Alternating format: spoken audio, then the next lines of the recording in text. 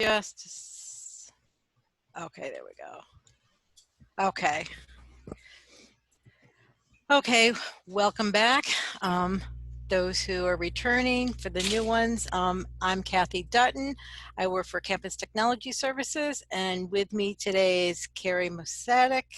No, did I say it right or not? Mosaic? Mo is sick. Mosick. I'll get it. It's okay. You've only been here a year. That's why I say Carrie. Carrie. Carrie works for Extended Learning. She is one of the instructional designers. Typically, instructional designers work with the fully online courses and the hybrids, and I typically work with the courses that people are using Blackboard to enhance their face-to-face classes. Carrie will be monitoring the chat window, and she'll answer questions or interrupt and let me know that there's questions. So if you have any questions, use the chat. You can also use your microphone and ask. Right now we only have 12 participants, so that's not bad. Okay, so we'll start. I'm going to share my screen.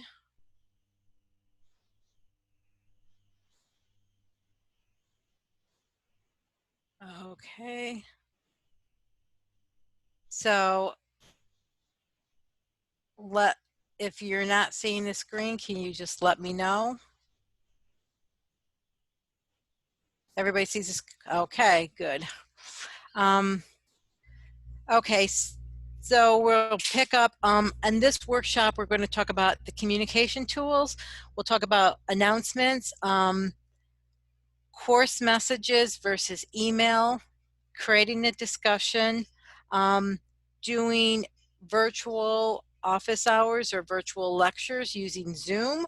Collaborate will be retired at the end of the summer. We've decided to adopt one web conferencing tool for the campus instead of having Collaborate and Zoom. We may touch on groups. We'll see how much time we have. Typically we take an hour and a half for these workshops. So we'll start with announcements first. So I'm going to go into my course. Now, the course homepage is a module page and students can customize this. You can customize the page. Students, if they customize, it's just their page. You would be customizing for the class. So we have this announcement module. So if I click on more announcements, that's going to bring me in to the actual page, and all I need to do is click create announcement.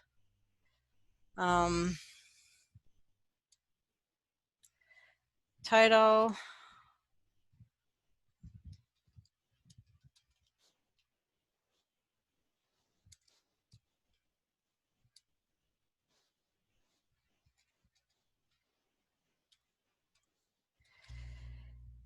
I can restrict it.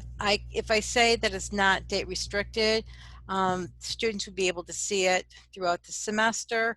If I put a date restriction on it, it's only going to be visible for that period of time. I could put in my announcements, if I knew when I wanted to fire off announcements throughout the semester, I could actually set these up ahead of time and say when I wanted them to display. When I make an announcement, I can also send a copy to the student's campus email account. Now, this says immediate, it is immediate. So even if I have put in these date restrictions, if I tick this box, they're going to get an announcement, even though the announcement isn't until, say, June 15th. So this functionality really only works when you want it to be sent right now. So I will click submit, and there's the announcement. Now I'll just go back to the course homepage. So this is what students are going to see. They're going to see that there's a welcome message. That was the title. And then they have to click on it to go into the announcement screen and see what I actually posted. If announcements in the course also get pushed out to your home page, which has all the announcements. So this is institutional announcements. So we know that Blackboard is going to have an outage for, there's weekly maintenance on Wednesdays, and occasionally we actually have to use them. So we put an announcement to the whole campus to know that Blackboard's not going to be available. But this will also contain all the announcements for the courses I'm enrolled in, so I can see them in one place and I could actually look at them. So when I click on the announcement, it's going to take me to the announcement, but I'm really not in the course yet. So I'll just go back to home. Now, sometimes this page, people don't really look at it. You know, you get blind, you come into this, and my tasks can be important for students to do. Some, some students will use these and other times they just won't. So what we can also do is we can make an announcement over here, make a link that will take them right to this announcement page. So to do that, I'm going to go over to the toolbar, and if I go up to this plus, I want to make a new tool link because announcements are a tool that Blackboard has given us to use. So I'll click on tool link, title, and then the type. I have to click on the menu and then find announcements. And then if I want students to be able to see this, I have to make it available for them. And then when I click submit, I have this new menu item. Everything, as I said last time, always new things go to the bottom of the list. So it's down here. I would like to move this up into my communications area and put it at the top. So now they click on it and they're going to go right to the announcements. So it's an easier way for students to follow announcements if you're going to be having them on. I know I took an online class where the instructor actually put a lot of really useful information in the announcements, but then she date restricted them. So when you really wanted it to be studying for a paper and she was going back and reflecting on some of the things, we couldn't see them. So think about what the announcement is meant to convey. If it's just something that's saying, you're going to have a test coming up in 2 weeks or a week or 2 days, you might not really want students to go back and see that. That might not be important, but or there was a show you wanted them to see, something outside of the course.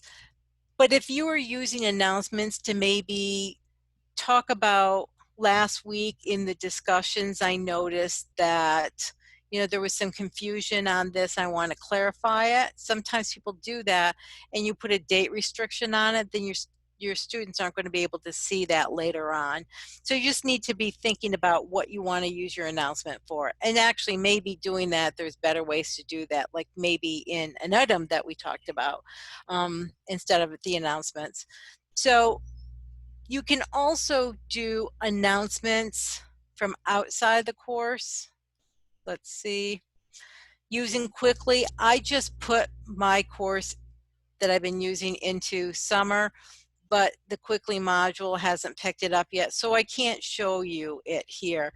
The thing though is when you do an announcement from Quickly, it's going to show you all your courses, and we usually leave the prior semester courses available in this Quickly sort until at least a few weeks into the semester, and quite frankly sometimes a lot longer because we get busy and forget about it.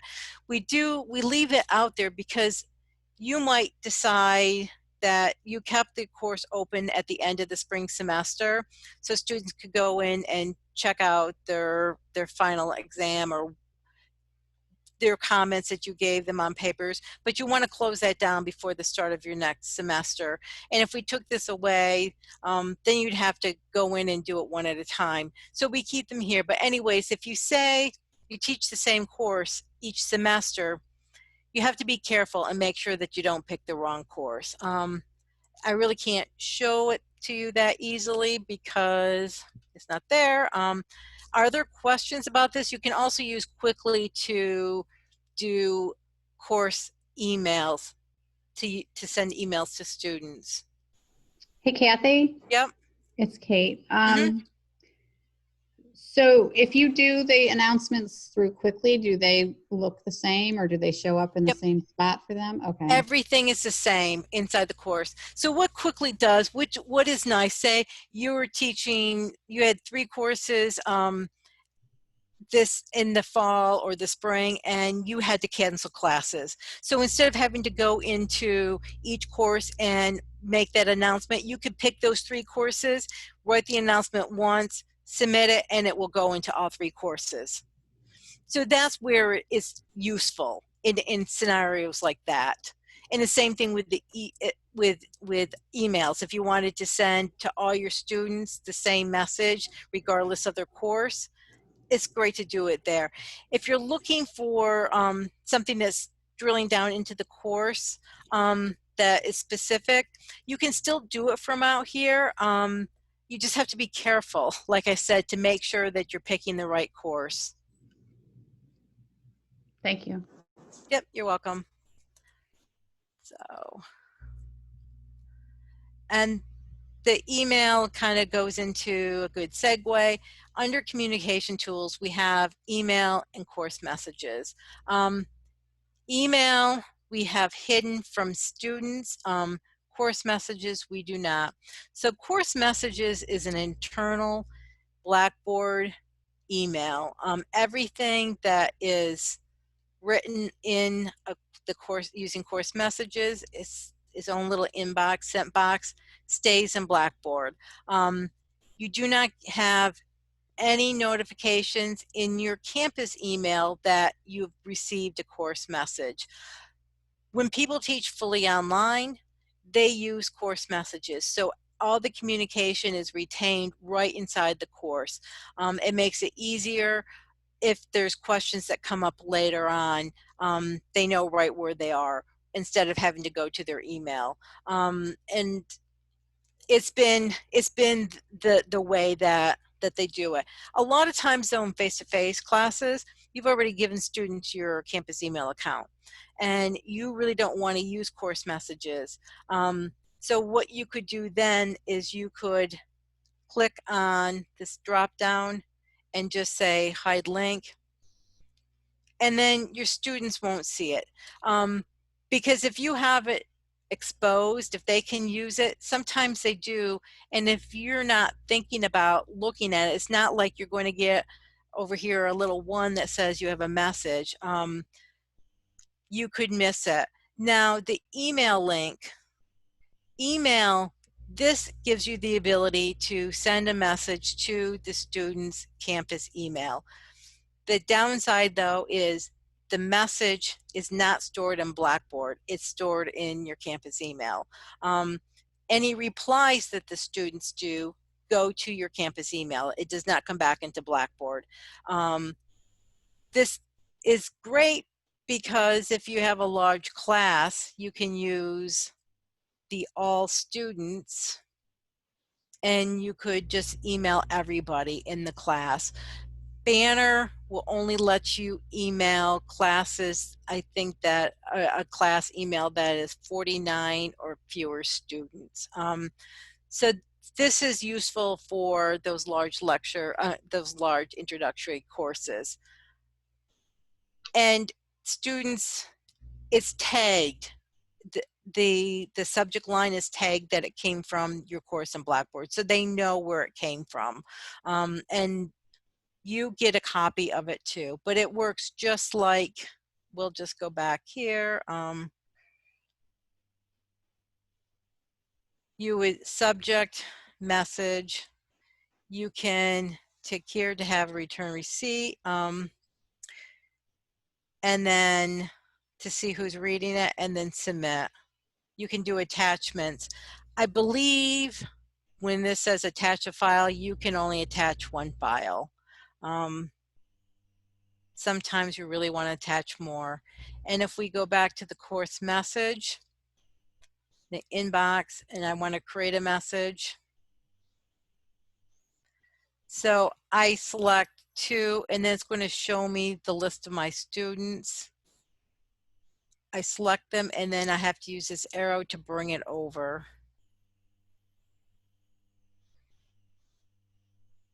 And then from there it works like an email that you're used to. You just can't type the names in. So Kathy, I have had a problem with that.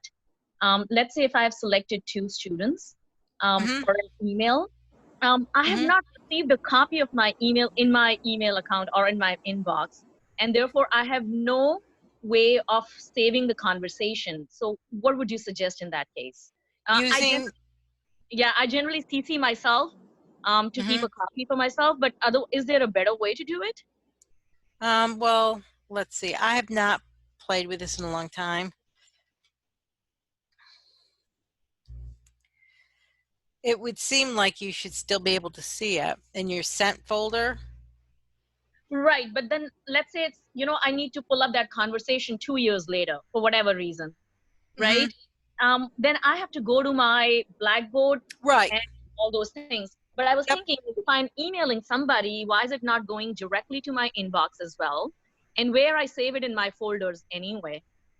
So that's because the course messages does not know anything about our campus email. It's an internal Blackboard messaging system, email system.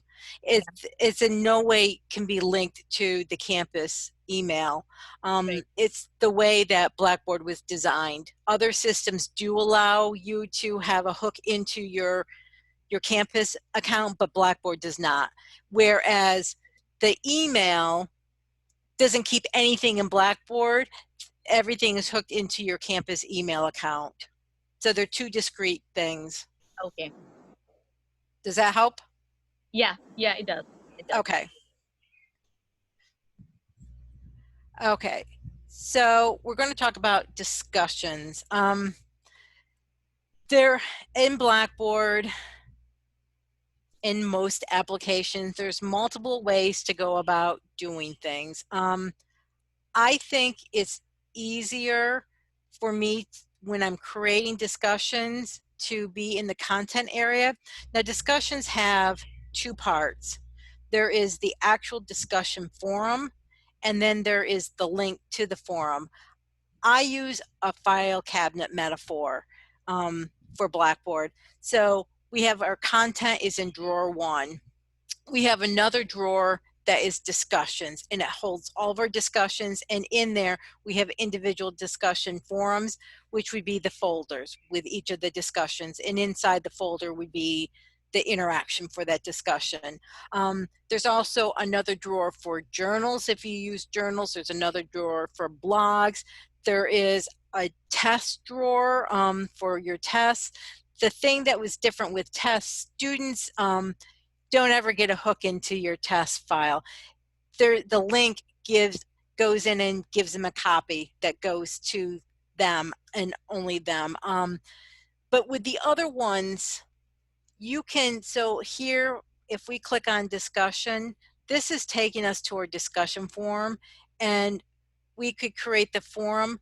But students, the only way that they would be able to interact with it is to go down to discussions. It would not show up in this content area unless we made the discussion link. That's an awful lot to have to remember when you're starting out with this. It took me a long time to be able to wrap my head around this.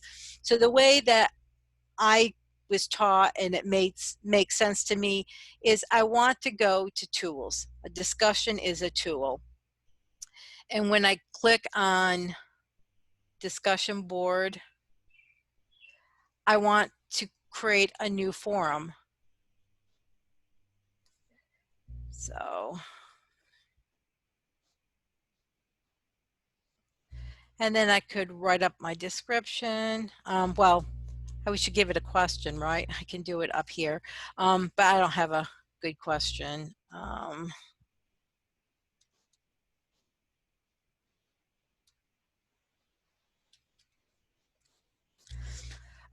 Okay. And I'll just take this and put it down here too, because right now I have a blank. Okay, I'm going to make this available. I can set date restrictions here, but I can also set date restrictions on the link. To me, I always put them on the link and not on the forum. It doesn't really matter which place you put them. If you wanted to have a restriction, I would just say put them in one place and be consistent, because this is like the #1 problem with discussions is you copy your content from one semester to the next. You want your discussions, because by nature they're usually limited to a set period of time, and if you've put them in both places, you forget that you have to change them in both places. You change them in the content area because that's where you're really looking, and you don't go down to the actual forum, and when students click on that link they get an error message. So that's why I always say just in the content, because that's where you are. That's what makes sense. So now we have the form settings. So a standard view means that students click on the discussion and they can see what everybody's saying, and then they can reply, they can create a post. With the participants must create a thread first. What that means is just what it says. They don't get to see what anybody else is saying until they have made their post. And when you do that, it takes away some of these options here. Like they can't delete their post, because then they could go in and make a bogus post, get to see what everybody's saying, and then go back and delete it. So I'm going to stay with this view right now with the participants must create a thread. Even if you're not going to grade, it's still a good idea to say that I want to grade the forum and I'm going to have 0 points. It just it gives you another tool to manage it and to be able to see how the discussions are. This show participants needs grading. This is in the grade center, and you can change this. You can also take this off. If it was something that you just wanted students to discuss amongst themselves, and you weren't really going to read it, then that's great. Say it was for a project. You gave them, it was a group project and it was just the students within the group. But you can change this to how many posts you want before it shows up in the needs grading. The due date with discussions is a little tricky, because if you say it's due on, I don't know, Friday, May 29th, students might not start participating until the 29th, and that's not going to be much of a discussion. So I don't know. I mean, Carrie, do you have any ways that you go about this with fully online classes with due dates?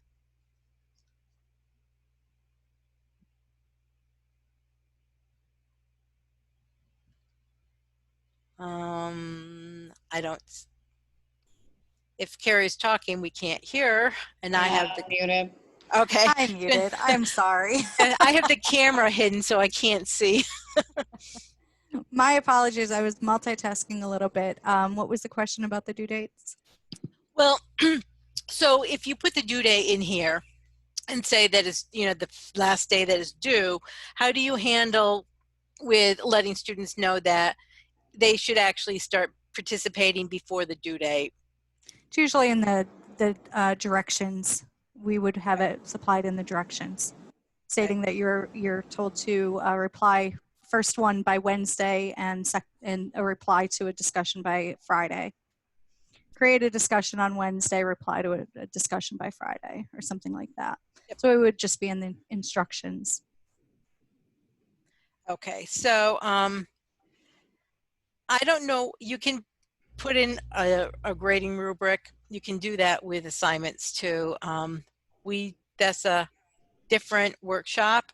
Rubrics can be their own little bear to work through when you're learning them. In Blackboard, this do not allow subscriptions. I don't know why you would take that away. All this lets students do is they can subscribe to the forum and it helps them.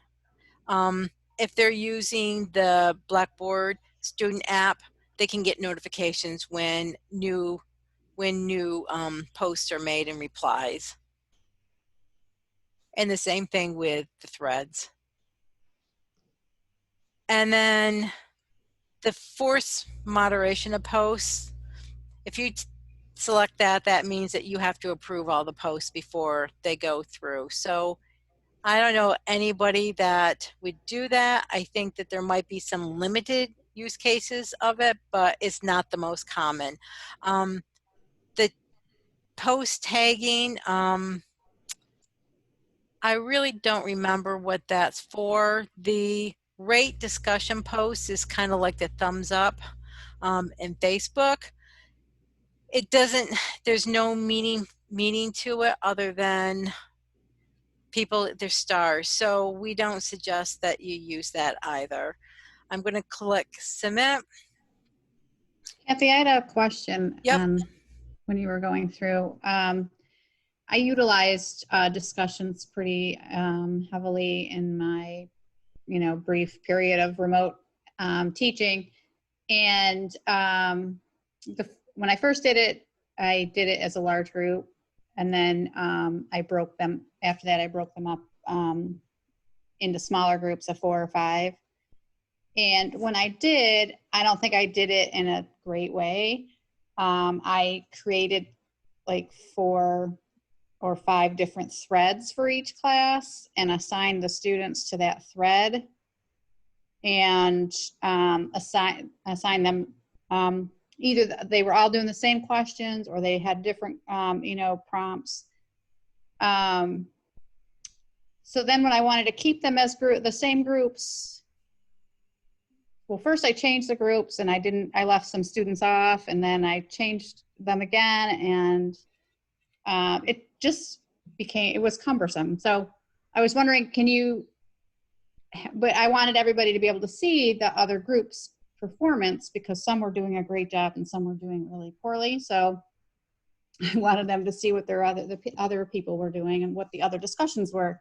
So I didn't want to exclude them from seeing the rest of the class. So do you have any suggestions as to how to do that? Like break them up into small groups? Right. You have to, so if you want everybody to be able to see it, I think what I would do is I would make a discussion forum for each of the people that, for each of the groups, and put the student's name so they know which one they're supposed to be participating in.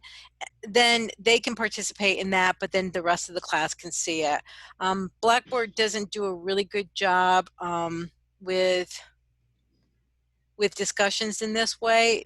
If you wanted it to be limited to just the group, then you could set up a group and restrict it to just those students, but then other people can't see it. You could do that though, and then after the discussion, you could take away the group assignment once the period was done, and then everybody could see what transpired. I think what you really need to do is talk with us, and we can work out how best to get the results you were looking for.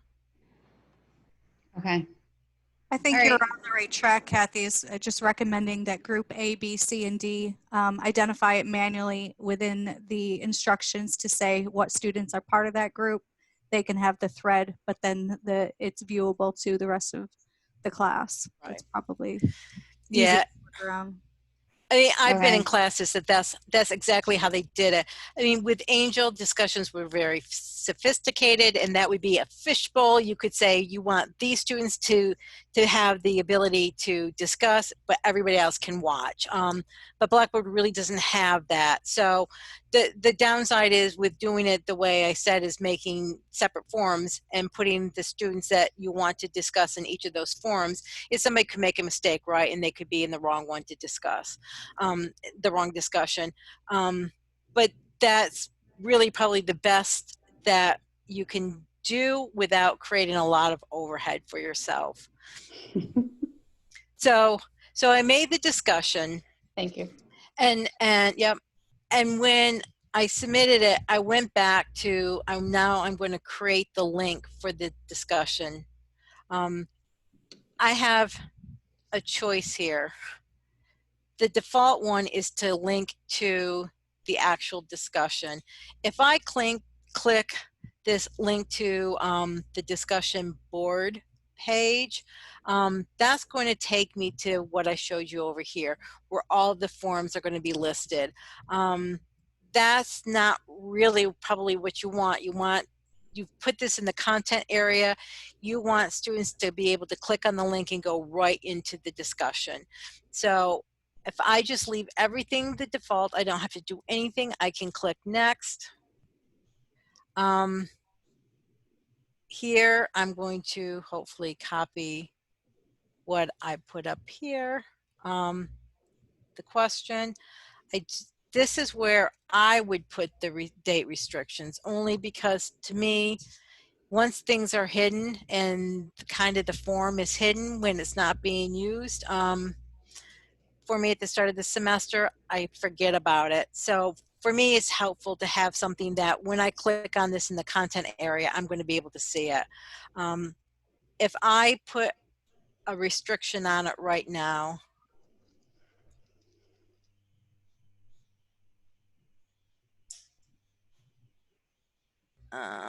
probably want a different start time.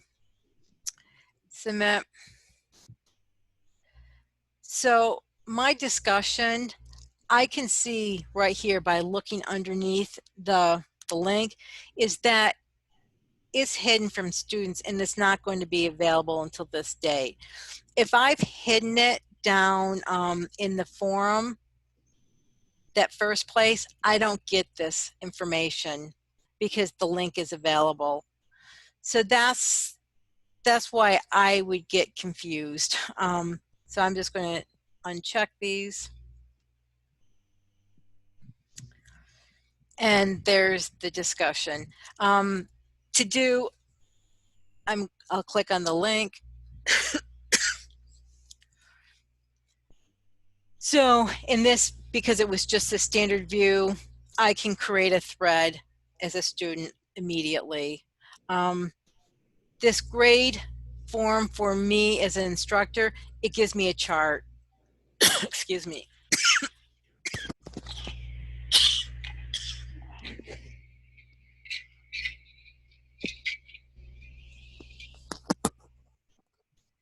So I can see how many posts students made. It gives me a quick guide to see who's participating, who's not. Okay. Kathy, Yep. I have a question about this discussion thing. So the way I do it is like, I generally ask like students to post first, whatever the topic is. Then I ask them to actually put a response to one of their classmates' posts that is different or is kind of like different from theirs. Now, here is the issue that I face. They are able to post a response to their classmates' post. However, I cannot see to who they are responding to unless they put their name in their post. So how do we do that? Is that what allow post tagging is then? I hope I'm making sense. Yeah. So I basically, let's say student A responded to student B's post, and I Right. want to see whose post did he or she respond to. So that I cannot see, that whether they responded to student B, whether they responded to student C, whether they responded to student D. That's what I'm not able to see. And is that what post tagging is? I don't think so.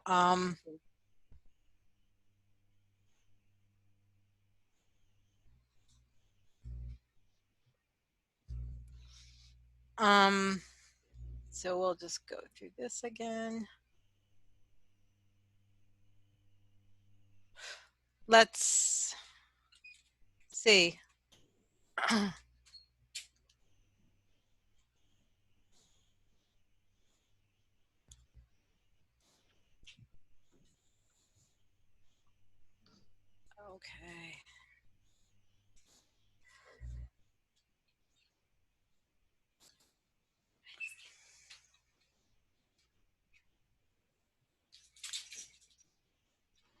I just looked it up, and Yep. post tagging allows you to use tags like you might with hypothesis or That's what I delicious thought. or Yeah. something similar.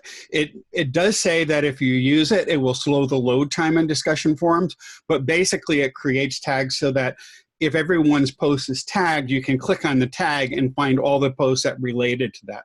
Okay, so I was basically using thinking about the word tagging as like in Facebook where you tag people. Yeah. And No, then so that's what I was thinking, but it's more like delicious or a Digo or hypothesis, where it's just a way of organizing content. Yeah. Yeah, see, I think that you should be able to see. Like, it's hard for me to understand what are they responding to, like whatever response they're giving or reaction they're giving to somebody's post. Oh, you know what? I know what. Okay, so it's the view. Okay. It's the view. Let's keep this. So this is, if we go to the discussion, this is a list. Okay. What you, and you're just going to see each one is going to get confusing. This is poor design, and I have never been able to, I've not had the time to go back to fix it. This is list view. If you go over, there's in this gray, there's actually says tree view. And if you click on tree view, it's going to show you. So you would see who they're replying to. Oh, okay. Yeah. Okay. So it's just the interface. By default, list view is the default. Yeah, but I cannot grade over here, correct? You grade. Because I would be grading in needs grading area. Right. And that's where I should be able to see and immediately score them based on their response. Yeah.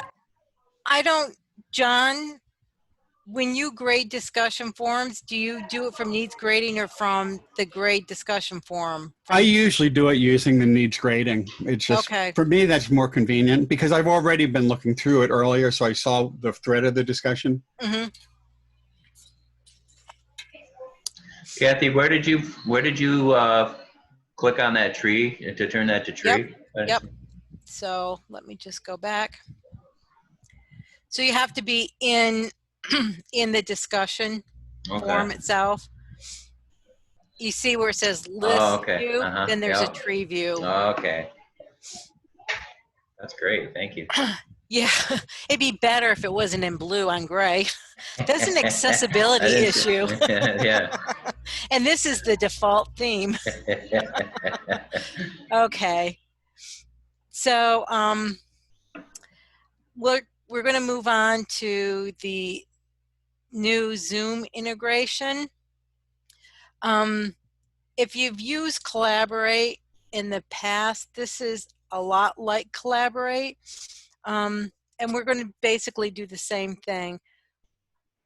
With Collaborate, you could find it down here in the tools, but this doesn't give students, they don't have links, so this you're just kind of making it for yourself. if you want students to be able to access it, we have to put it on the menu. So we're going to go to the plus. It is a tool, so we'll say tool link. Whoops. Click on it and find Zoom meeting. Make it available, click submit. So now when I click on the link, it's actually going to launch the integration to my Zoom account. So for right now, first of all, you have to have a campus Zoom account. It can't be your personal one. And if you don't have a campus Zoom account, this won't work. Once we have switched over to an enterprise license, we will update this, and there's a way to get your Zoom meeting room on the fly. You don't have to ask for one ahead of time. But in here, I can schedule a meeting.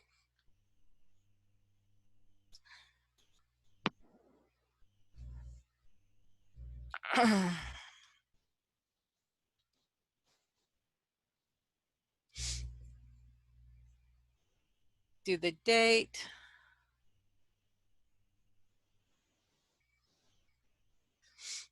Time. If I want it to be a recurring meeting, I can tick this button and say weekly. How many occurrences? Host per video. Let them have both. I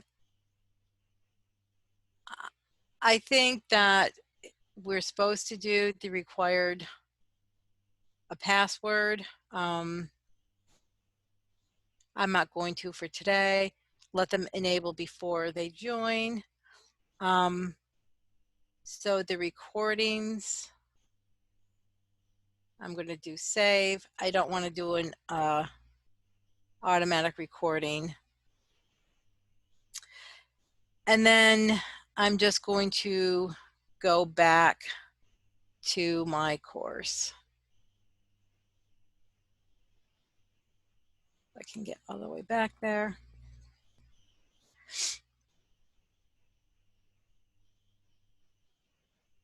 Let me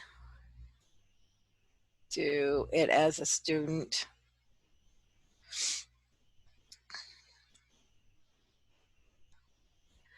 So the student would go in and they would click on the join button. The cloud recordings, you want to record into the cloud, and it would go back here. Let me just go back to the course. Unfortunately, we have to use the back arrow here.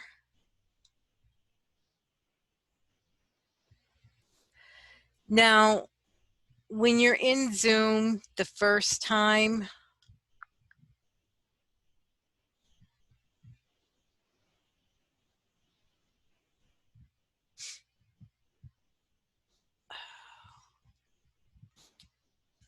I should have thought about this ahead of time. There is a setting. Oh, you know, it's in your little Zoom here. So if I go to my settings, recordings, and then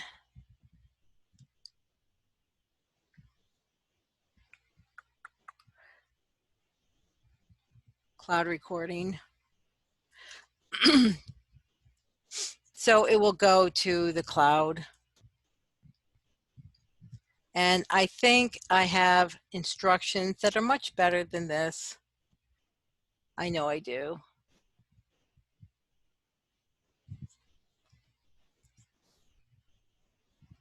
Let me just grab them.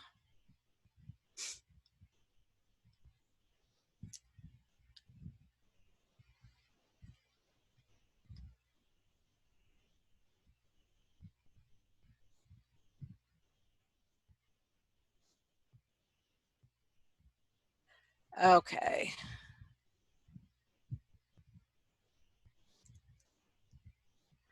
So it's when you schedule the meeting is under additional settings.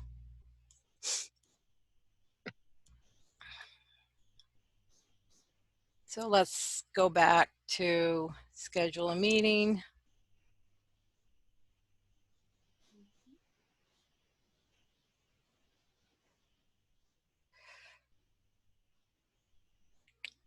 I do not see it.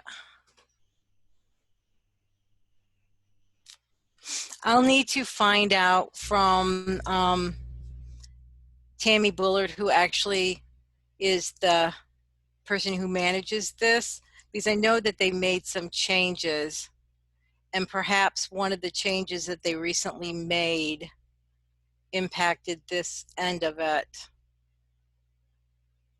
I apologize for that.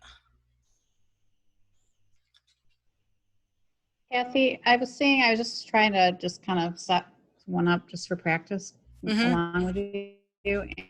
And there was having like a doodle pad that if they came early, they could kind of, make a comment or whatever. Does that ring a bell? So the actual interface using Zoom, I'm going to say that that's not in my wheelhouse. I knew Collaborate inside and out.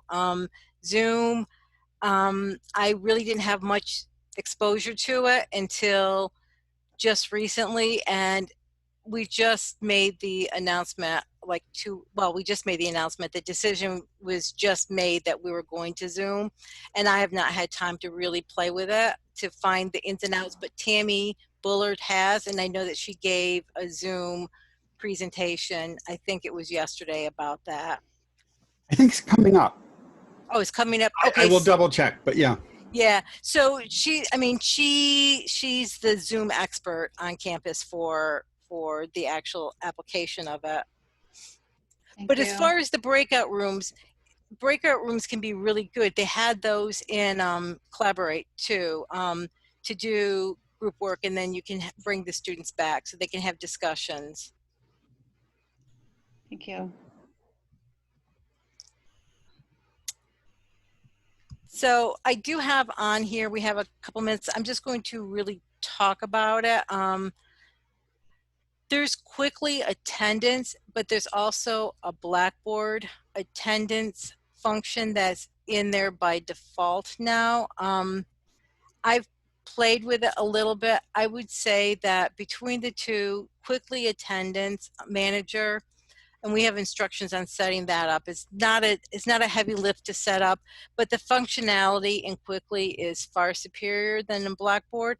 In Blackboard, you can't go back and change attendance. So a lot of times, I mean, in the classroom, you might have a large lecture and you pass around a sign-up sheet, and then you go back in later and add it in.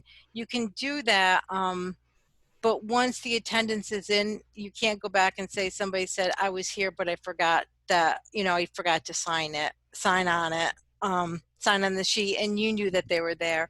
So I recommend to use the Quickly and not to use the Blackboard. Blackboard, once you say that you want to use it, it puts a column in your grade center, and it won't let you get it out. We don't have to use the points, we can work around that, but it's kind of clunky at this point. And then with groups, we really don't have time to go into groups. Just know that there are ways to set up groups, and we can certainly work with you. We'll work with you with any of these questions. A lot of times we do these workshops to show what is capable, what Blackboard's capacities are, some of the tools, but when you really want to drill down and use something, we'll work with you to make sure that your use case matches what you really think you're going to get, with the discussion thing, right? Who knew that you weren't seeing the tree view? So just different things like that. And with groups, they can be, you can have a group that is just randomly assigned. you can set up a group that has a limit that says, you know, you want 4 students per group, and students can self-select into the group. And once there's 4 of them, then the group is closed. So there's a lot of different options that you can use with groups. And we can work with you on one-on-one on that. Are there other questions about anything that we covered?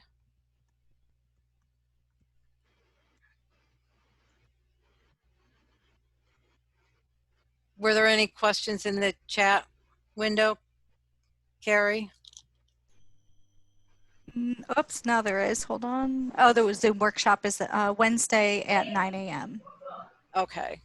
The Zoom? The Zoom workshop. Okay, good to know. Yeah, I was trying to see if I could get an answer about the Zoom. It almost seems like it's automatic, but we'll have to get clarification on that. Yeah, we'll have to look at it. I know that I was pushing that it needs to go to the cloud because there was a little disconnect between the group within CTS who handles Zoom and the LMS team, and they were saying to download the recording and then upload it into Blackboard, and we don't want you to do that. We want you to leave it in the cloud. We don't want to be storing big files inside our courses. Hey, Casey. And I have a question about to-do list that you did not talk over your presentation. So on the homepage, when I select the due date, it does not show up. Like, I just wonder if the settings I did not do it correctly. That's why I cannot see, like, I can't see any like assignments due. Right. So the to-do module is student facing. So you would have to go into student preview and to see it, and it can take some time before it will actually show up for you. I do know that sometimes the to-do can be buggy. So what we suggest is that's a tool that's there, but Yeah. Are you still in the thing? tell them to students they really need to be using the course calendar. That's the definitive guide and not just the to-do. Okay, so I can just set up a course calendar in my course. And let students like check up the calendar like from time to time. Is that a correct way to do this? Yeah, I mean, it's really good to put due dates on things. I'm not saying that you shouldn't. You should put due dates on it, but tell them not to rely on the to-do. Oh, okay. That they really need to rely on the course calendar. That's the definitive statement of when things are due. So they don't use the excuse, well, it didn't come up on my to-do list. Yeah, because I played with the to-do list. It never worked. Well, yeah, it doesn't work well for faculty. So for students, it's supposed to work. But like I said, when you go into the preview, it can take some time for it to show up, and sometimes it just never does because we're doing something that it wasn't designed to do. Okay, thank you. Yep. Now, one qualification in terms of recording to the cloud or recording to your computer is that at the end of the semester, I believe CTS will be wiping out the cloud storage to make room for the next semester. So if you have videos that you want to save that will be persistent, it's probably worth downloading them to your computer, but don't upload them into Blackboard. Put them on one of the media sites on YouTube or on Ensemble, and then link to them if you want to keep a video permanently. If it's just a class recording, then the cloud is the best place for it. Yep, that's true. And, you know, and with all these tools, right, think about what you're doing with it. I mean, you don't want to use Zoom to make a recorded lecture. That's going to be just asynchronous. You know, you want to use this when you're using a synchronous activity and you're recording it for your students who might not be able to attend, but who also it gives them the ability to go back and review it. So you really need to think about using the right tool for the right job. That's it for me on that.